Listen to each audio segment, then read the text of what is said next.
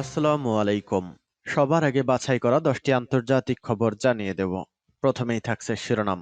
তবে তার আগে অনুরোধ থাকবে ভিডিওটিতে একটি লাইক দিবেন।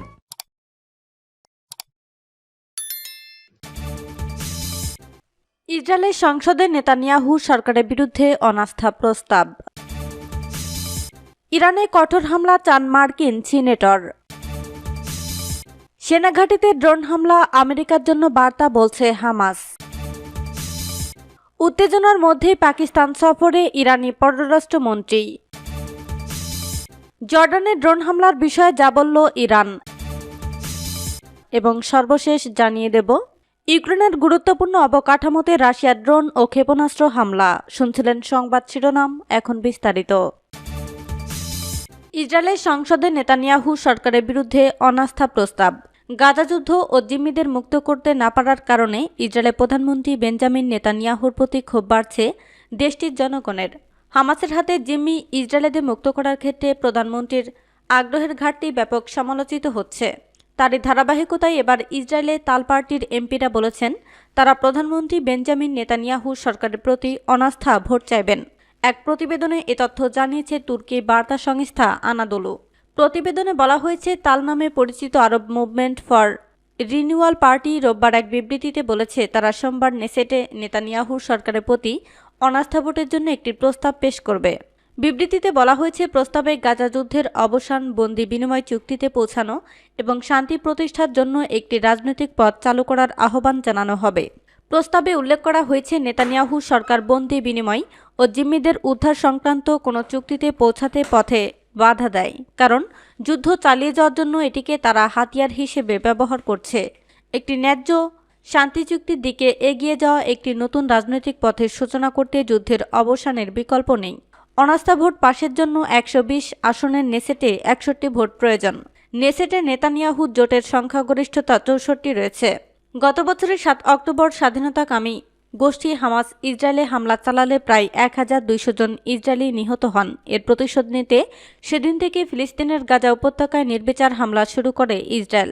গাজায় ফিলিস্তিনের উপর ইসরায়েল গণহত্যা চালাচ্ছে বলে অভিযোগ রয়েছে।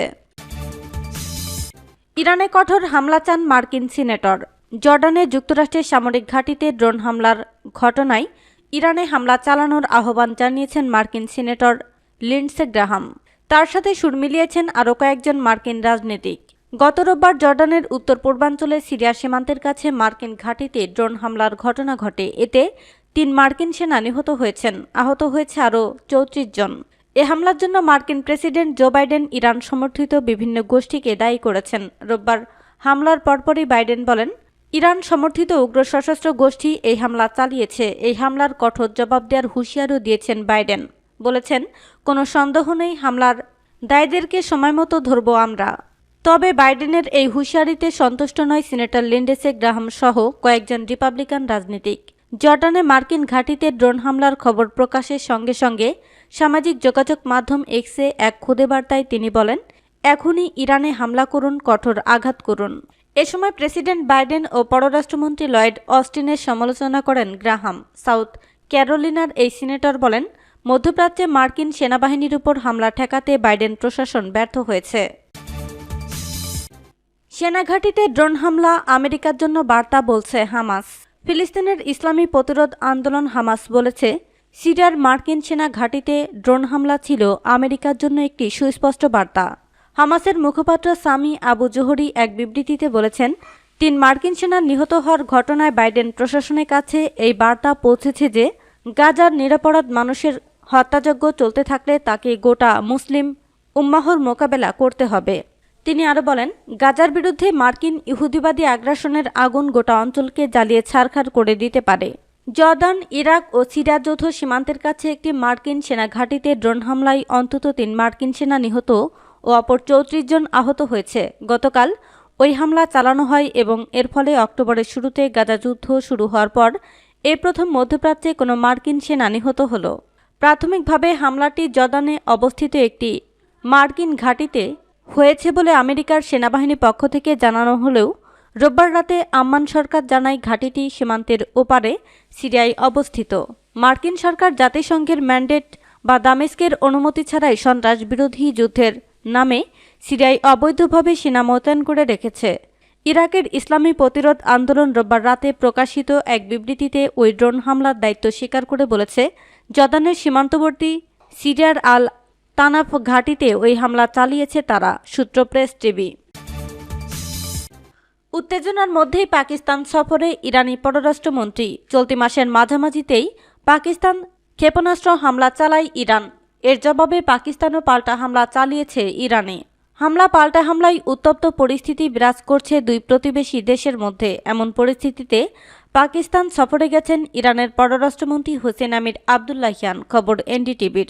প্রতিবেদনে জানা গেছে, ইরানের পররাষ্ট্রমন্ত্রীকে পাকিস্তান সফরের আমন্ত্রণ জানিয়েছিলেন পাকিস্তানের পররাষ্ট্রমন্ত্রী জলিল আব্বাস জিলানি। সোমবার ইসলামাবাদে পৌঁছান হোসেন আমির আবদুল্লাহিয়ান। এই সফরে পাকিস্তানের পররাষ্ট্রমন্ত্রী জলিল আব্বাস জিলানি ছাড়াও দেশটির তত্ত্বাবধায়ক সরকারের প্রধানমন্ত্রী আনোয়ারুল হক কাকারের সঙ্গে বৈঠক করার কথা রয়েছে ইরানি পররাষ্ট্রমন্ত্রী হোসেন আমির আবদুল্লাহিয়ানদের। পাকিস্তানের পররাষ্ট্র মন্ত্রণালয়ের মুখপাত্র মুমতাজ জাহরা বালোস আর অফিসিয়াল এক্স অ্যাকাউন্টে লেখেন, পররাষ্ট্রমন্ত্রী জলিল আব্বাস জিলানির আমন্ত্রণে সাড়া দিয়ে পাকিস্তানে পৌঁছেছেন ইরানি পররাষ্ট্রমন্ত্রী আমির আবদুল্লাহিয়ান। আফগানিস্তান ও পশ্চিম এশিয়ার অতিরিক্ত পররাষ্ট্র সচিব রহিম হায়ত তাকে নূর খান বিমান ঘাঁটিতে অভ্যর্থনা জানিয়েছেন। তিনি আরও লেখেন, এই সফরের আমির আবদুল্লাহিয়ান পাকিস্তানের পররাষ্ট্রমন্ত্রী জলিল আব্বাস জিলানি ও তত্ত্বাবধায়ক সরকারের প্রধানমন্ত্রী আনোয়ারুল হক কাকারের সঙ্গে বৈঠক করবেন। জর্ডানের ড্রোন হামলার বিষয়ে যা বলল ইরান। জর্ডানের সামরিক ঘাঁটিতে ড্রোন হামলায় 3 মার্কিন সেনার মৃত্যুর ঘটনায় ইরানকে দায়ী করেছেন প্রেসিডেন্ট জো বাইডেন। তবে বাইডেনের এ অভিযোগ অস্বীকার করেছে ইরান। সোমবার ইরানের রাষ্ট্রীয় বার্তা সংস্থা RIN এর বরাত দিয়ে তথ্য জানিয়েছে আল জাজিরা। রোববার জর্ডানের উত্তর পূর্বাঞ্চলে সিরিয়া সীমান্তের কাছে ড্রোন হামলায় 3 মার্কিন সেনা নিহত হয়েছে। আহত হয়েছে আরও 34 জন। এ হামলার জন্য মার্কিন প্রেসিডেন্ট জো বাইডেন ও যুক্তরাজ্যের পররাষ্ট্রমন্ত্রী ডেভিড ক্যামেরন ইরান সমর্থিত বিভিন্ন গোষ্ঠীকে দায়ী করেছেন। বাইডেন বলেছেন, ইরান সমর্থিত উগ্র সশস্ত্র গোষ্ঠী এই হামলা চালিয়েছে। সোমবার বার্তা সংস্থা IRN এর ইরানের পররাষ্ট্র মন্ত্রণালয়ের মুখপাত্র নাসের কানানি বলেন, আমরা আগেও বলছি, এখনও বলছি যে বিরোধী গোষ্ঠীগুলো এ অঞ্চলটি সংগঠিত গণহত্যা ও যুদ্ধাপরাধের বিরুদ্ধে কাজ করে। তারা ইরানের সরকার থেকে কোনো ধরনের আদেশ গ্রহণ করে না। তিনি আরও বলেন, এসব গোষ্ঠী তাদের নিজস্ব নীতি, দেশ ও দেশবাসীর স্বার্থ অনুসারে সিদ্ধান্ত নেয় এবং কাজ করে। ইউক্রেনের গুরুত্বপূর্ণ অবকাঠামোতে রাশিয়ার ড্রোন ও ক্ষেপণাস্ত্র হামলা। ইউক্রেন জুড়ে বিভিন্ন বেসামরিক ও গুরুত্বপূর্ণ অবকাঠামোতে ড্রোন ও ক্ষেপণাস্ত্র হামলা চালিয়েছে রাশিয়া। রবিবার ইউক্রেনের বিমান বাহিনী এসব হামলার কথা জানিয়েছে। ব্রিটিশ বার্তা সংস্থা রয়টার্সের এক প্রতিবেদনে একথা জানা গেছে। ইউক্রেনীয় বাহিনী বলেছে, প্রাথমিকভাবে পাওয়া তথ্যে হামলায় কোনো হতাহতের খবর পাওয়া যায়নি। গত কয়েক মাস ধরে রাশিয়া ও ইউক্রেন একে অপরের ভূখণ্ডে গুরুত্বপূর্ণ সামরিক, জ্বালানি ও পরিবহন অবকাঠামোতে হামলার সংখ্যা বাড়িয়েছে। ইউক্রেনীয় বিমান বাহিনী বলেছে, মধ্যাঞ্চলীয় পল্টাভা অঞ্চলে 2টি ব্যালিস্টিক ক্ষেপণাস্ত্র হামলা চালিয়েছে রাশিয়া। পূর্বাঞ্চলে ডোনেটস্কতে 3টি ভূমি থেকে আকাশে নিক্ষেপযোগ্য ক্ষেপণাস্ত্র ছুড়েছে। পল্টাভা অঞ্চলের গভর্নর ফিলিপ ক্রোনিন টেলিগ্রামে লিখেছেন, হামলাটি ক্রেমেনচুকের শিল্পাঞ্চল লক্ষ্য করে চালানো হয়েছে। এতে আগুন লেগে গেছে।